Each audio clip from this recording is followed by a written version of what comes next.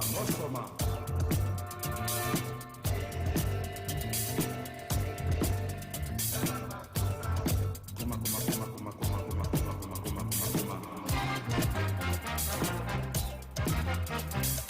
Angativo ongu satanga leo sama kosa.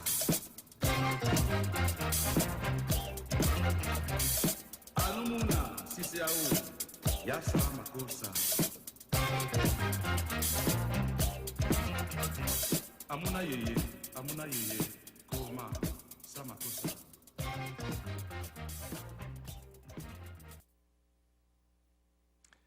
Hello, this is Tempo Afric TV's Beyond the Headline Show, and I'm your host, Petros Haile. Today we have Dr. Mine Yang in our studio. Dr. Mine Yang is a CEO and owner of Minnesota Multicultural Counseling and Consultant Incorporated. Welcome, Dr. Mine.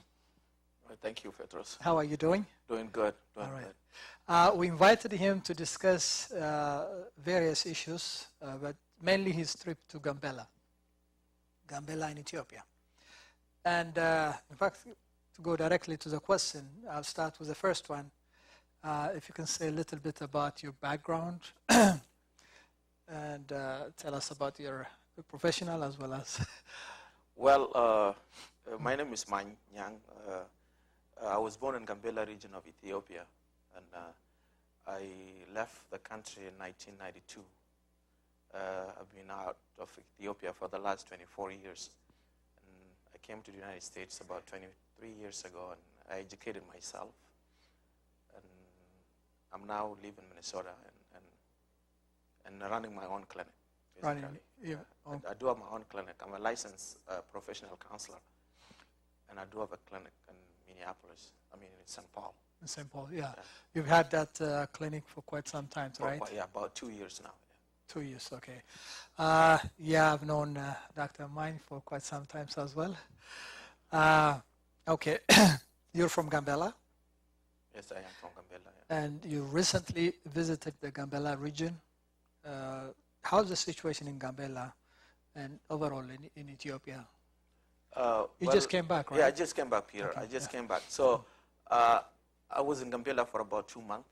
In fact, yesterday was my second month coming back from Ethiopia. Okay. So when I was in Gambella for that 2 months, the last month of my 2 months was where the administration started in Oromia region and in Amara region. Okay. But in Gambella, things were quiet for the 2 months I was there. So things were calm where I was. Oh, okay. Originally, it started in Gambella a few years back, though, right?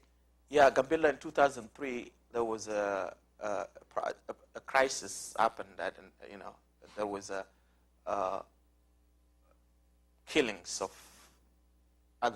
killings of human beings, and that was 2003, about 12 years ago. Oh, okay, okay. Yeah, about 13, 12 years ago.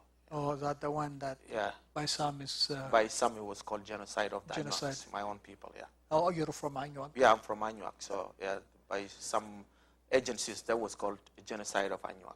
Okay, people, okay. In 2003. Okay, okay.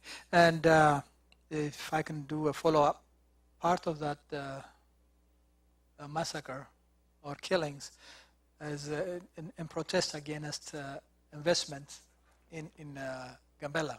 Yep. What happened is the land issue in Ethiopia is very sensitive The lands belong to the government. Nobody you don't own a piece of land. Okay, in Ethiopia. As an Ethiopian, yeah. So the land belongs to the government.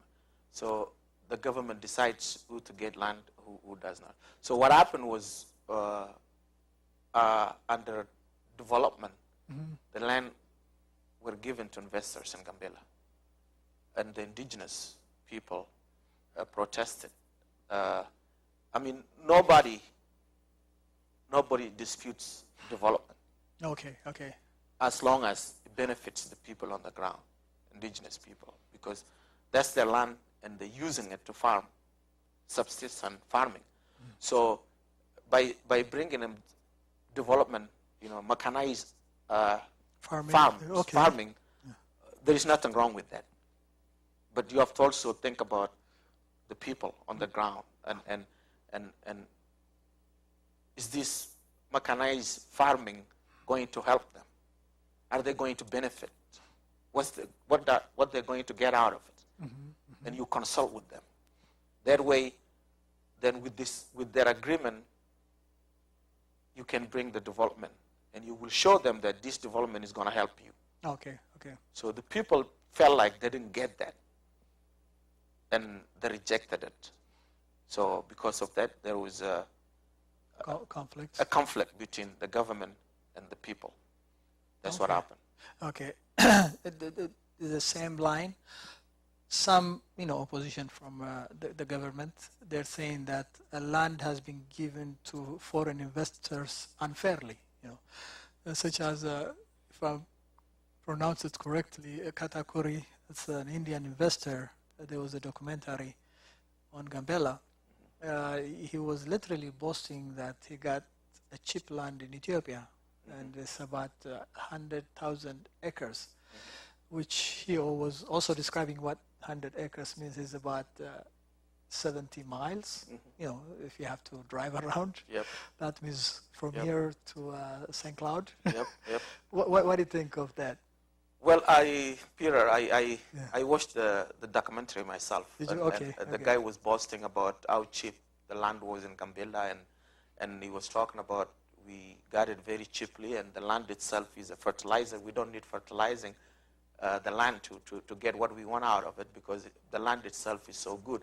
So, well, what they did was to give Karaturi the land without consulting the indigenous people there. Oh, okay, okay. And what happened is their farm flooded twice in a row. The Katakuri farm? The Karaturi farm. Karaturi Farm flooded when the Baro River,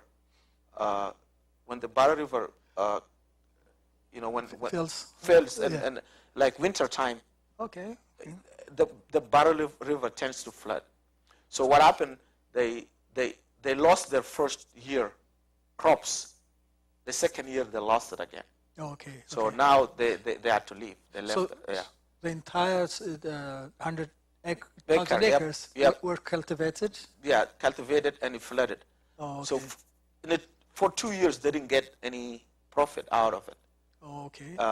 Had they worked together with the indigenous, they would have gotten a better land, which is far from the river. Oh, okay. Because the indigenous know which farm is good for farming, which land is good for farming, and which is not. Oh, they live there for. They live there forever. Yeah. Okay. Yeah. So when you bring foreigners to invest, and then you don't have connection with the indigenous people who cultivated the land for centuries, people who live there, you don't talk to them, then that kind of thing happened to you.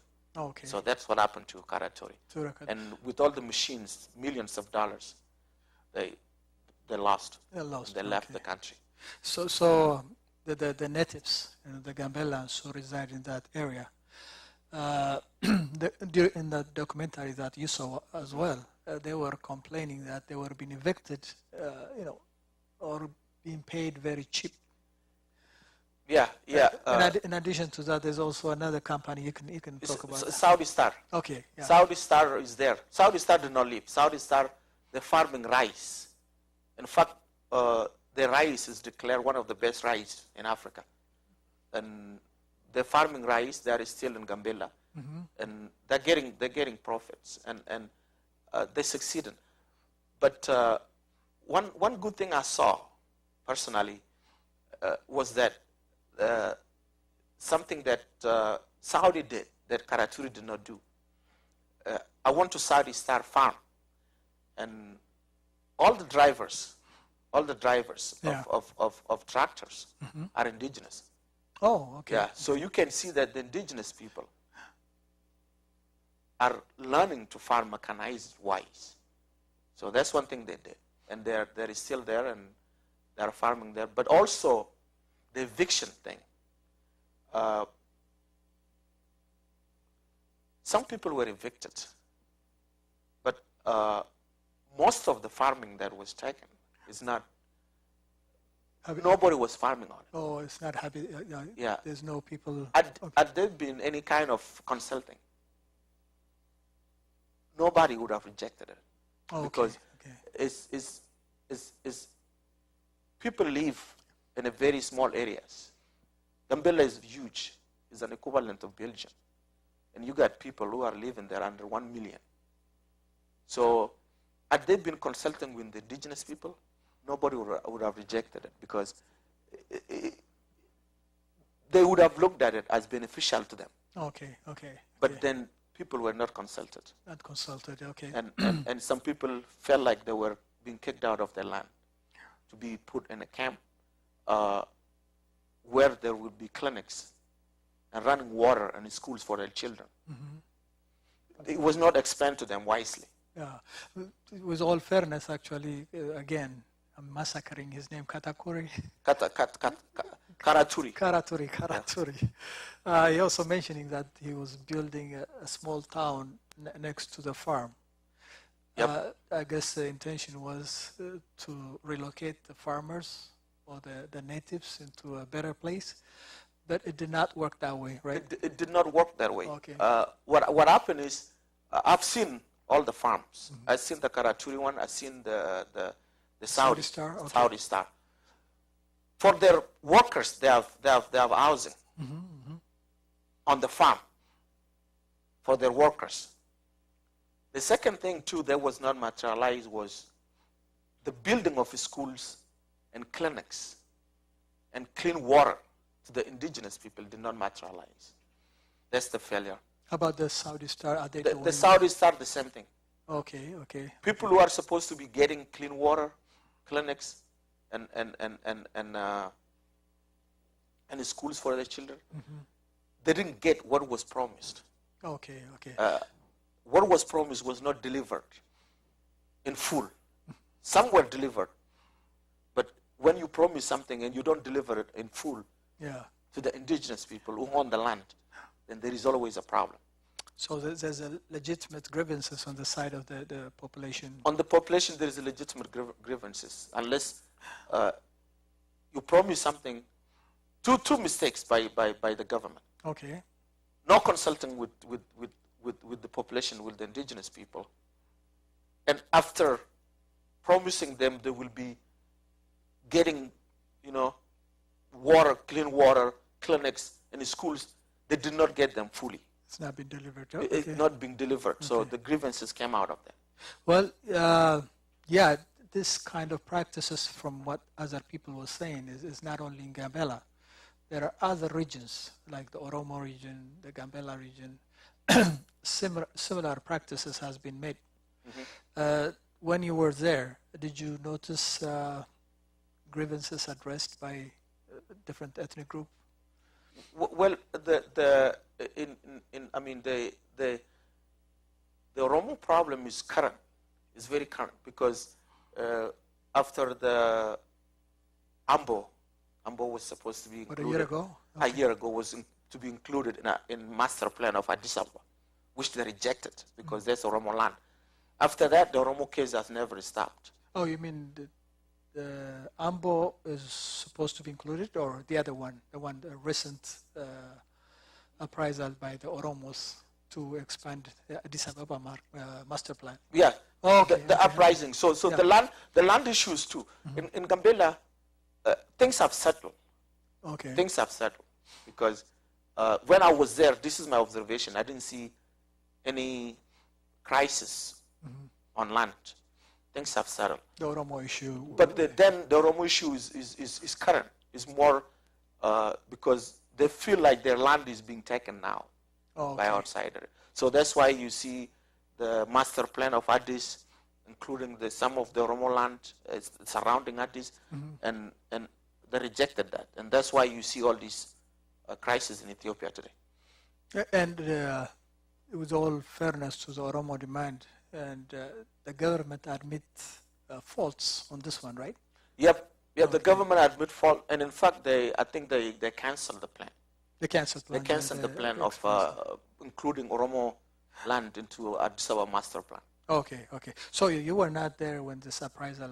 I was there. I was in Gambella. You were in Gambella. Yeah, I was in Gambella, and then Gambella was peaceful when I was there. Peaceful, okay. Yeah, but then I didn't come through. Between Gambella and Addis is 2 days, if you drive. Okay. But I came on a plane, so I couldn't see the extent of the problem. Okay. Because between Addis is Oromo land. So there are 2 days of you traveling from Addis or from Gambella to Addis Ababa. All the way Addis. Okay. So if you come through the Oromo region, then you will see the extent of the problem. But I didn't do that. Instead, I came on a plane. But what was the talk? The talk was in Addis Ababa. See, the thing is, Addis Ababa is quiet. Yeah. Gambella is quiet, but the surrounding. So, but you can see that there is something going on in the surrounding. Okay. Yeah, you can see that the crisis is going on. You hear from people that coming from there. You hear some friends calling you from the universities, all throughout the Oromia Klil. But otherwise, if you live in Gambella and you live in Addis, basically you don't see anything. You don't see anything. Yeah. Okay. Yeah.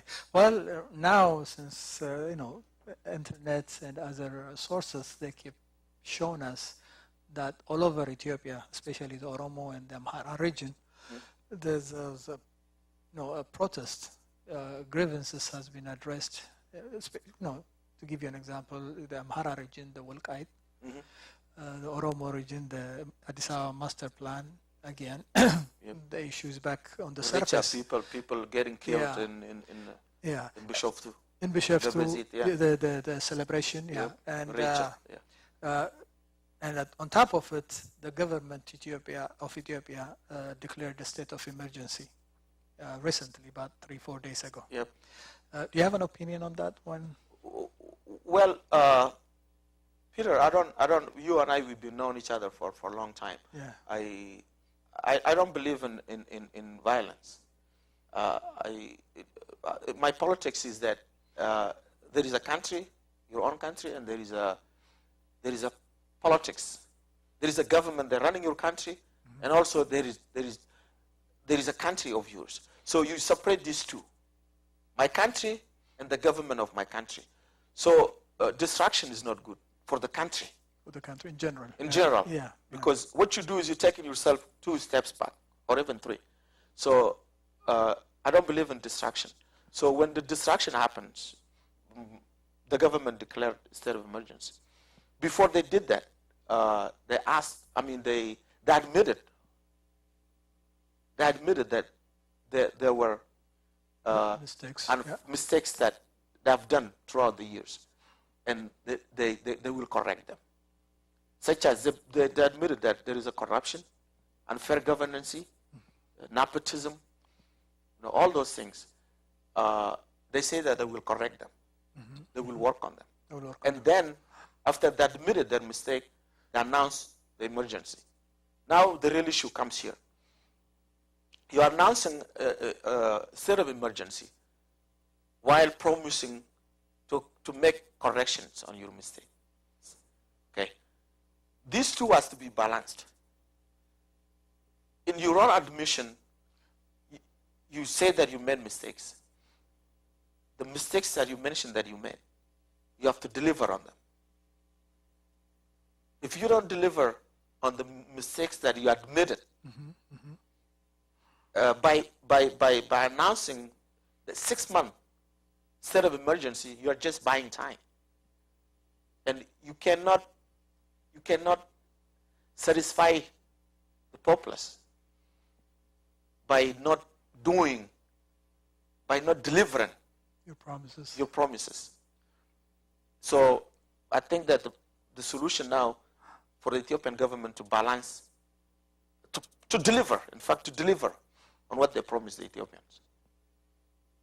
Not just state of emergency. Okay, okay. Yeah. Yeah, it was, again, the position is saying that the government, the state of emergency is another form of crackdown on the uprising, the legitimate grievances of the people. Government is saying no, this state of emergency is because of vandalism. You know, properties has been burned, people were being chased from their house, and what have you. You know, for a bystander or a neutral person from a distance, they would say, yeah, burning buses and burning properties is not the solution. But there is a reason for that from the people who have grievances, Doing it, who have not been heard for so many years. They have to shook the government to respond. This is part of it. Okay, government is awake. Government is admitting, just like you said, is admission of guilt. Yep. And what do you do now? That is the question. Is there anything that you saw or you observed that the government is doing something about it? So far, no.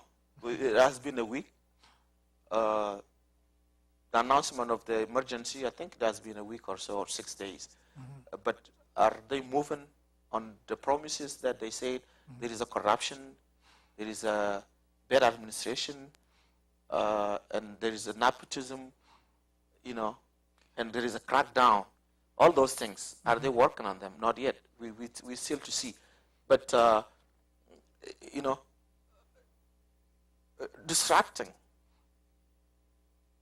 properties and announcing state of emergency alone and not delivering is not going to bring any solution. There are grievances from the people of Ethiopia. They're sending their grievances to the government. And government admitted that there are some mistakes that they need to work on. Now, the government, as they say, as they promise, that they're going to work on those things, they have to work on them. Yeah, they have to do it parallel. They have to do it parallel because otherwise, the state of emergency is gonna be taken as just to crack on the movement. On the movements and uprisings, and that's gonna be more chaos. Chaos and you don't. Yeah, but you know, again, if I have to express the fear of the population is a lot of government, they declare state of emergency solely for the purpose of suppressing the movements. But recently, I would say about 5 years ago, we have so many examples, especially the Arab Spring uprisings. The Egyptian, the Tunisians, and it goes to Egypt, Yemen, and what have you. Some of them are even the Syrians. The Syrians. So, you know, some of them are relatively okay. I'm referring to Tunisia. Tunisia is doing good, because they chose a model of peaceful transition. Libya, Yemen has been hijacked. The resistance, in all cases, it has been hijacked, and the violent element took over. What are the chances of the violent element taking over, and the government at the same time responding appropriately? Appropriately meaning like the state of emergency in one hand, simultaneously show some fundamental reform to the country. This way, you'll remain stable and peaceful. You see those kind of scenarios? Okay. I see that because I'm glad you brought up the example of Tunisia. What Tunisia did was not done in Libya. It was not done in Yemen. It was not done in Syria. Of course, if it was done, then we would have not seen all these killings in Syria today. So the worst mistake the Ethiopian government will make is not to deliver on the promise, period. We're going to see it in the coming few months. If the state of emergency is meant only to oppress and to crack down on the opposition, we will see it. Okay. If it goes to that point, then there will be a lot of chaos, a lot of crisis coming to Ethiopia. And I don't want to say this, but we don't want to see what is happening in Yemen and Syria to happen in Ethiopia because that's our country.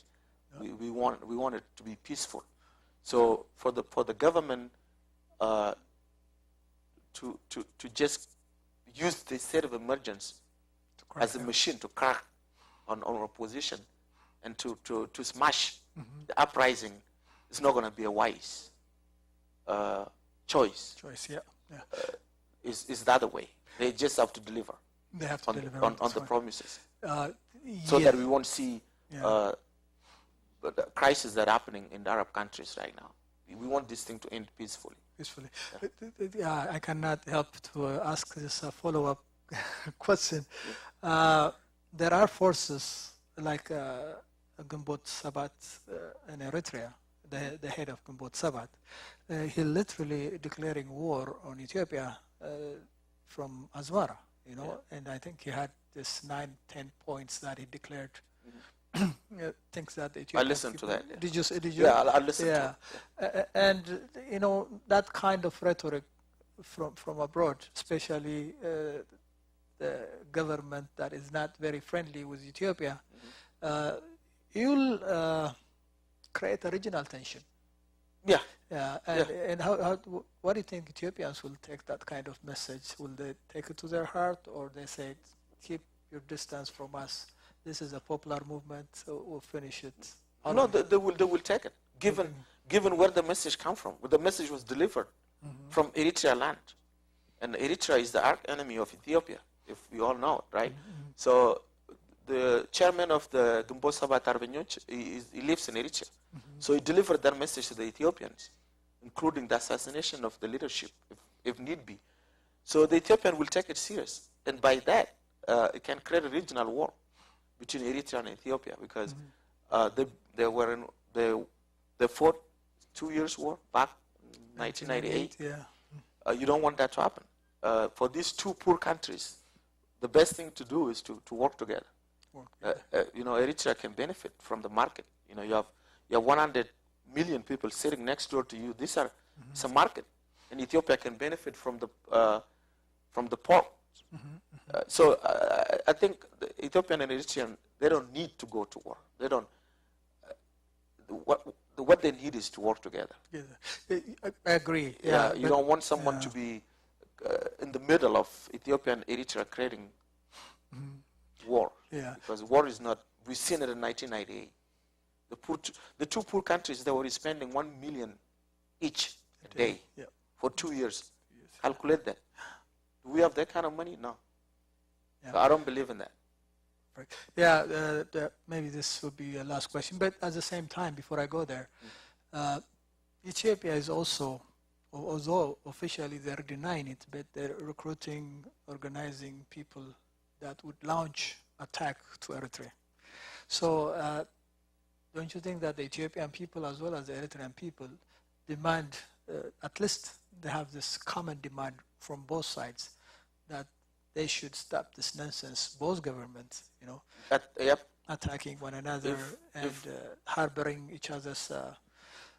If that's what they're doing, then they should stop, because you don't bring peace by doing that. And any given government has to know that by hiding, and supporting other opposition groups, then you're inviting yourself. You're inviting the other government to do the same thing. Same thing, And nobody has ever won that kind of tit for tat. So I think both Eritrean, I think the Eritrean and Ethiopian people has to say no. We want people, and we just have to live in peace. I remember 1994, 95, when Bill Clinton, he called Ethiopia, Eritrea, Uganda, and Rwanda the 4 tigers of Africa. This is back in 20-something years ago. Can you imagine where would we be today if we were peaceful with each other? Ethiopian using the port instead of going to Djibouti. Eritrea using the market, the next door market. So I believe in peace. And if the two governments are doing what you say that they're doing, then the people of Ethiopia and Eritrea has to demand. To demand for them to stop it. Yeah, to stop it. Okay. So let's go back to peaceful living. Okay. That's how that's how Europeans got where they are.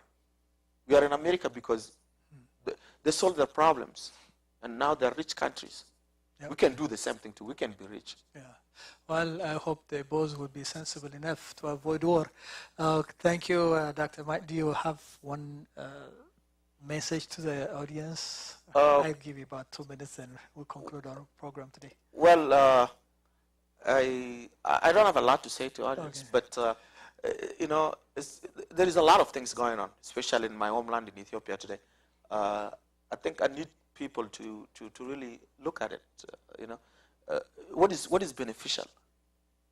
What do you get out of what's going on today? I know that people are individuals, and one thing too that concerned me today is that there is an ethnic tension in Ethiopia today, even in diaspora, because I see medias, I see Facebooks, I see talk shows, radio talk shows, television talk shows, TV news of Ethiopians, and you know, it's like there is an ethnic tension. So whatever you do, don't create anything that's going to target an ethnic group. Opposing your government is one thing, but targeting individual people, targeting one ethnic group, it's not right. It's not the right way to go about it, because we know what happened in Rwanda.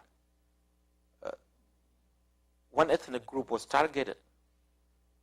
There were 100 days of radio talk by the Hutus, just brainwashing their people to go kill Tutsis. And with the result, we know what happened. So I sense that, I'm sensing that is going on in Ethiopia right now. So they're turning country's politics into ethnic politics. And I feel that. That's danger. Yeah, it's very dangerous. When you turn politics into ethnic politics, it's very dangerous. Very dangerous. And I feel that. I don't want what happened in Rwanda to happen to my country. So. And people and government should be responsible enough to avoid that. On that note, we end today's program. Thank you, Dr. Mine. Thank you, Peter. I hope we'll have another program like this. We will. All right, thanks. Anytime. All right, thank you. This is Tempo Afric TV's Beyond the Headlines program. We'll see you with different guests next week. Until then, have a nice one. Thank you. Thanks.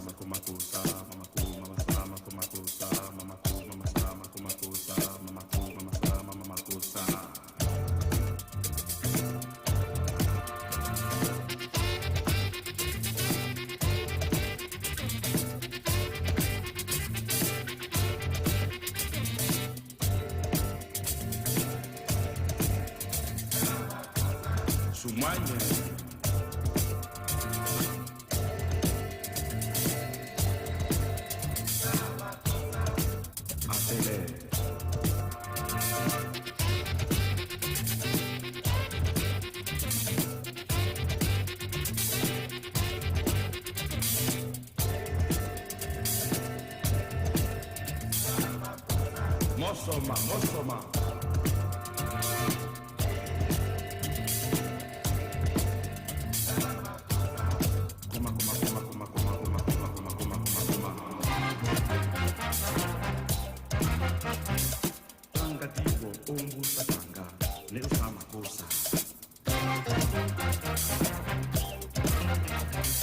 Alumuna sisi au ya sama kosa. Amuna yeye, koma, sama kosa.